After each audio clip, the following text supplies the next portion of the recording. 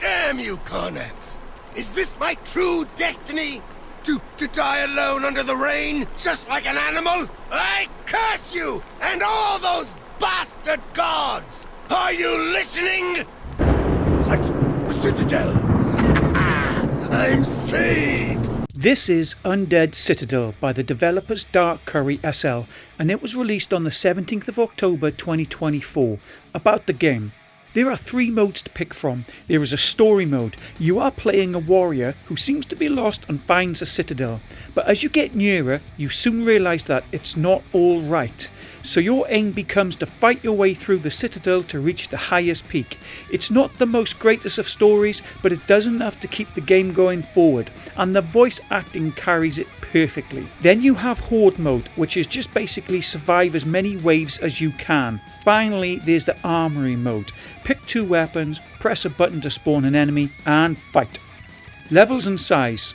You're going to get between 5 to 6 hours worth in the story mode. It's fairly big, taking you through many locations, and in some of the locations there are plenty of houses and buildings to explore. Then in Horde mode you pick from 3 locations to fight in: the courtyard, gangplanks and graveyard. Then see how long you can survive. And then in the army mode you can just practice with new weapons you have picked up. Get creative with your killing. There is also an achievements page with 25 achievements to obtain should you wish.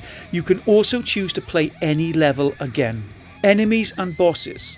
There are so many types of enemy, some with no armour, some wearing full out armour. And then they will have random weapons on them also, or shields. I love the designs of them all. You can tell a lot of thought has gone into each one. The glowing blue eyes and the facial expressions are so well done. The squinting when hitting them. One definitely held his arms up as if to say, well, we gonna fight or what? The bigger enemies are tougher to take down, but you will find a way. Weapons. There are so many weapons in this game. 75 weapons and 5 elixirs. Daggers, swords, maces, axes, hammers, shields and bows and arrows, all of different designs, strengths and sizes. You can also have different weapons in each hand for 2-handed attacks. At a touch of a button, each weapon will display its weight and how much durability it's got left on before it breaks. Then elixirs are health, explosive, slow time, strength and freeze. I love the ice elixir. It's just very satisfying to touch your enemy with your weapon, then watch him freeze, then finally delivering that blow and watching him shatter all around the place. I just wish there were more types of potions like this to have fun with. Leveling up options. It's not a leveling up system as such. Like, you don't gain extra strength armor or helmets, but as you pick up weapons out on the field, they will unlock in your armory, so you can pick these weapons to use in other game modes. So it's worth picking up every weapon you find, even if you don't use it. I think I managed to find around 50 to 55 in all. Mechanics. Though it can feel a little janky at times, for most part everything is great. The fighting feels superb. The handling of swords and maces, the way you have to hold on to bigger weapons with 2 hands for control. The bow and arrows are a lot of fun and aim and shoot just so well. The slashing from the swords is perfect. They really have done an outstanding job in the combat physics. The belt occasionally gave me problems. Sometimes I'd reach down to pick something up and I kept grabbing something off my belt instead, but it's not a big issue. And grabbing hold of padlocks and turning the dial was often a problem. It wouldn't always grip the dial properly, and then I find I would have to turn my entire arm around to not let go of the dial. Puzzles. Though there are some puzzles to the game, they are not that taxing on your brain. Mostly involves finding and placing barrels, some walls that might need explosive barrels, some buttons that need shooting to open doors, or some things that require fire, and then maybe an occasional enemy that requires more thought to kill. Controls.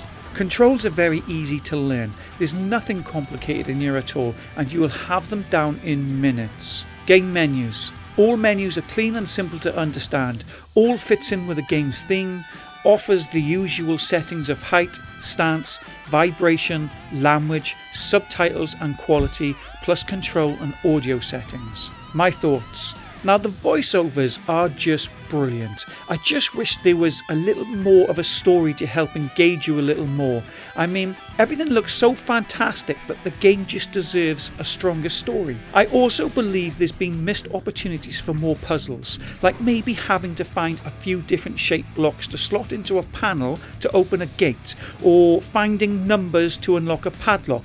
Just a few things to make you search around the areas a little more and challenge you a little differently. It would have also been good to maybe have different types of strengths of armour that you could find and wear, but the game doesn't really miss this feature and it's fine without it. Just might have been a nice customization touch. I also think in armory mode it would have been good to have maybe 4 or 5 buttons where you can choose how many enemies you would like to spawn, instead of just one single button that only spawns one enemy unless you hit it a few times.